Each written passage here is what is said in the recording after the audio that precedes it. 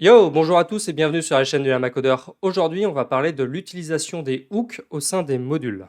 N'hésitez pas en amont à consulter mes vidéos sur les hooks et sur les modules, donc je vous mets les liens quelque part par ici ou en description. Allez, c'est parti.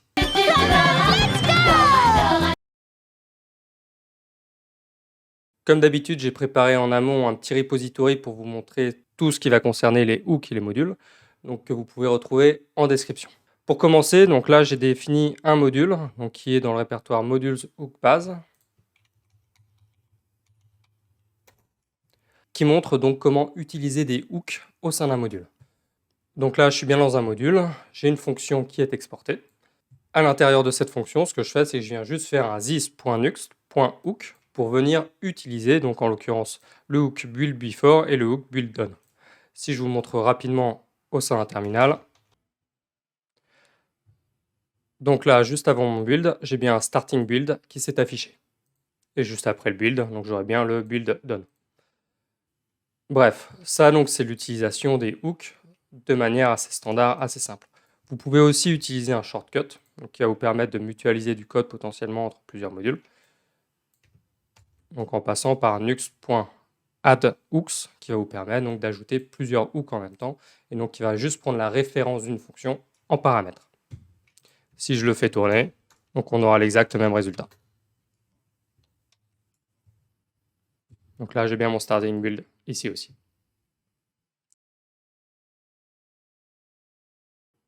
Donc là, on est juste venu utiliser des hooks fournis par Nuxt. Si vous voulez en savoir plus sur ces hooks, je vous invite à aller consulter la série spécifique que j'ai faite sur l'utilisation des hooks.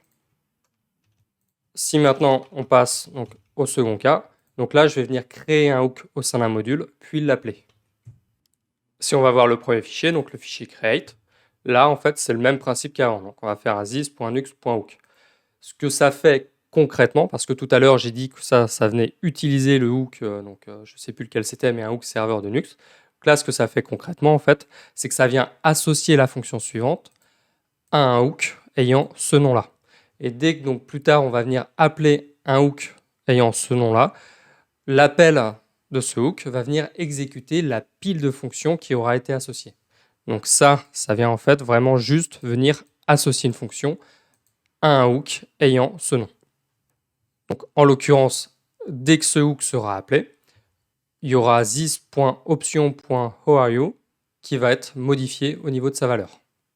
Si maintenant je viens voir le deuxième fichier, donc le fichier d'appel, ce que j'ai fait pour vous montrer, c'est qu'en gros, donc, je suis passé par un setTimeout. Donc toutes les 5 secondes, je vais venir exécuter cette fonction-là. Et en l'occurrence, cette fonction vient appeler le hook qui a été donc défini précédemment, en passant en l'occurrence un paramètre. J'ai juste passé un paramètre même si je l'utilise pas pour vous montrer que vous pouvez passer des paramètres. Donc là, j'aurais pu en passer autant que je veux. Si vous voulez plus d'informations sur le fonctionnement de call hook ou de hook, vous pouvez aller consulter le package npm ou cable. Ce package npm est utilisé par Nuxt. Il a d'ailleurs été créé par les fondateurs de Nuxt. Et donc là, vous aurez toutes les définitions donc de hook ou call hook, qui sont par ailleurs, je ne l'ai pas précisé, mais des fonctions qui peuvent être asynchrones. Si on retourne côté code, je vais vous montrer rapidement ce que ça donne. Donc, je vais aller dans mon terminal, relancer un yarn dev.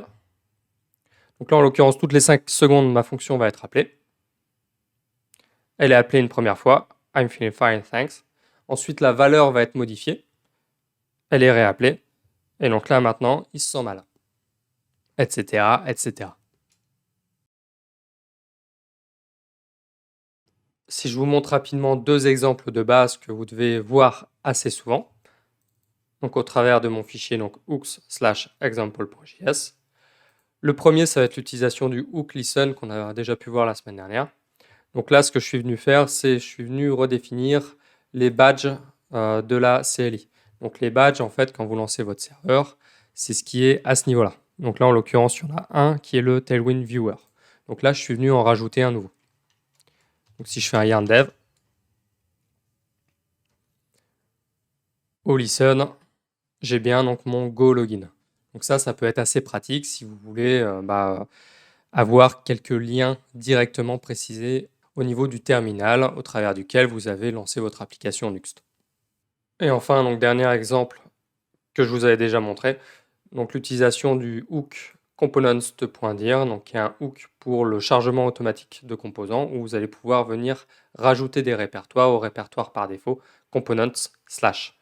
Donc là, en l'occurrence, ce que j'ai fait, c'est que je suis venu définir au sein de mon module un répertoire components avec un composant à l'intérieur et je suis donc venu faire donc un ajout de ce répertoire donc au travers de resolve underscore dir name avec le suffixe component en préfixant avec un hook. Ce qui veut dire que dans mes pages, je pourrais appeler directement ce composant en faisant un hook mymodule components.vue. Ce que j'ai fait sur la page à propos ici. Donc si on va voir rapidement et que je vais sur ma page à propos, là j'ai bien un ceci est un composant présent et chargé au travers du module hooks example. Ce sera la base de prochains tutoriels où on fera de l'architecture orientée domaine. Voilà, c'est tout pour aujourd'hui. L'épisode d'aujourd'hui était assez théorique. On va encore avoir 1 ou 2 épisodes très théoriques dans cette série, puis on passera sur des cas très pratiques. Allez, ciao!